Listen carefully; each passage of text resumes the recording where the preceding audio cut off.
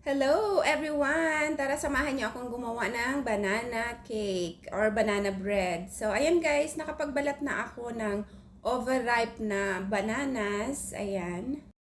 Durugin lang natin yan guys ng husto. Hanggang sa maging ganyan kadurog. Tapos lagyan na natin ng itlog.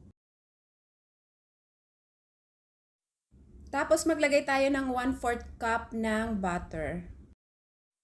Tapos, almost 1 cup ng asukal. Tapos, 1 cup ng gatas. Iba yung gamit ko guys, pwede ring fresh milk. Tapos, isang kutsaritang vanilla essence. Ayan, inubos ko na, wala na pala. At haluin lang natin ng mabuti, ng husto yung ma-blend lahat ng mga nilagay natin hanggang matunaw ang asukal guys.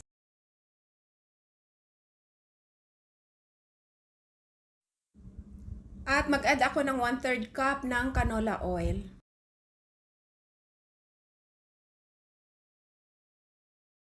Haluin ulit natin ng mabuti hanggang mag-incorporate ang oil dyan sa ating banana mixture. So after nyan guys, iset aside muna natin at i-prepare natin ang ating mga dry ingredients. Ayan, meron tayong 1 teaspoon ng salt, 1 teaspoon ng baking powder, 1 teaspoon ng cinnamon powder, at 1 teaspoon ng baking soda.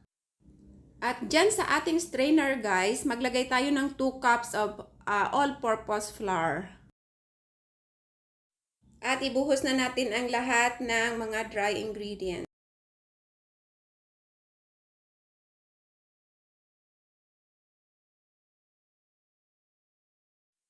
Ayan, ilagay na natin ang ating flour sa ating banana mixture. I-mix lang natin siya guys ng husto hanggang sa mag-mix lahat. Ayan, na-mix na natin ng husto. Lagyan natin guys ng raisins. Meron din akong cashews pang ano natin mamaya, pang toppings. Ayan, ready na ang ating mixture guys. I-prepare natin ang ating baking pan. Lagyan natin ng oil ang ating baking pan. Ayan, nalagyan ko na yung tatlo. Tapos, lagyan natin guys ng baking paper, yung ilalim.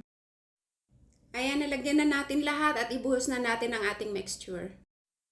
Ayan, nalagay ko na lahat. Itaktak natin guys para magpantay ang mixture sa baking pan. Kung mapapansin nyo guys, hindi puno para meron siyang space na makapag-expand. At saka natin ilagay ang ating toppings na cashew. So ayan, nalagyan ko na lahat guys. I-bake na natin. Na-preheat ko na guys ang oven. Ayan, i-bake natin siya ng 30 to 35 minutes. Depende guys sa init ng inyong oven. So binake ko siya guys ng 35 minutes, 180 Celsius. Lagi nyo lang guys i-check. Kung gusto nyong malaman kung luto na, tusukin nyo lang siya guys ng toothpick o kaya barbecue stick. Pag may dumikit pang mixture sa stick, ibig sabihin hindi pa yan luto.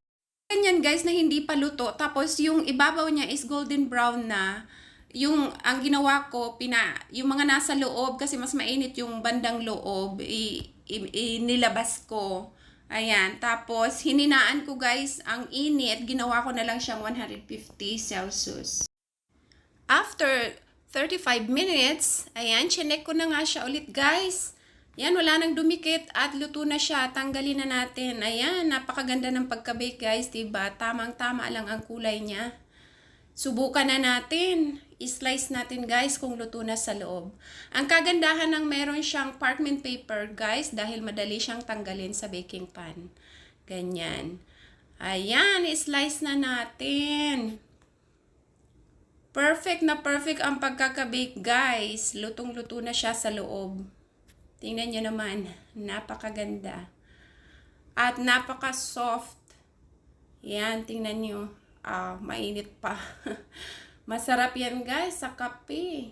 Yan. Sobrang soft niya. Yan, tingnan nyo naman. Napaka-soft. So, ayan lamang guys ang ating banana cakes. Tamang-tama lang din ang tamis. Tara, magkape tayo guys. Saktong-sakto yan dyan sa kape.